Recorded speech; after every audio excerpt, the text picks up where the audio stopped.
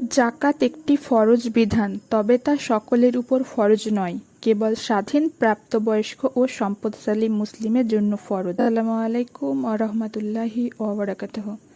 আশা করি আল্লাহর রহমতে আপনারা সকলেই ভালো আছেন এবং সুস্থ আছেন।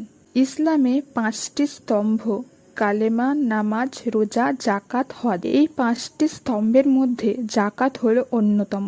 হিজরি 2য় বর্ষ অর্থাৎ 628 খ্রিস্টাব্দে রাসূল সাল্লাল্লাহু আলাইহি ওয়াসাল্লাম মদিনায় গিয়ে ইসলামী রাষ্ট্র ব্যবস্থা চালু করেন। তখন থেকে ইসলামে জাকাত ব্যবস্থা চলে আসছে। জাকাত কিভাবে দেওয়া হবে এবং কারা পেতে পারে সে ব্যাপারে অনেকেই বুঝে উঠতে পারে না। যেসব মুসলিম এটি পেতে পারেন তার মধ্যে আছে গরিব, মিসকিন, ঋণগ্রস্ত ব্যক্তি, জিহাদকারী ও মুসাফির, গরিব অসহায় আত্মীয় স্বজন, দিনদার দরিদ্র ও নও-মুসলিম। অনেকে কাপড় দিয়ে জাকাত দেন।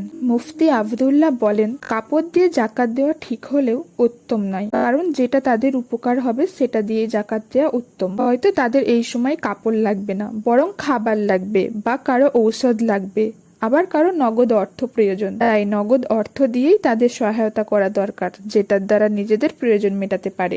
দৈনন্দিন প্রয়োজন ও নিত্য প্রয়োজনীয় দ্রব্য সামগ্রী বাদ দেওয়ার পর ওই ব্যক্তির কাছে 7.5 ভরি সোনা ও 52.5 ভরি রূপা বা এগুলো সমপরিমাণ নগদ টাকা থাকে, অর্থাৎ 70,000 পরিমাণ সম্পদ 1 বছর ধরে অক্ষুণ্ণ থাকলে জাকাত দেওয়া ফরজ। কেউ যদি ব্যাংক থেকে ব্যক্তিগত ঋণ নেয়, সেটি আগামী 1 বছরের কিস্তির সমপরিমাণ টাকা বাদ দিয়ে বাকি টাকার উপর জাকাত প্রযোজ্য।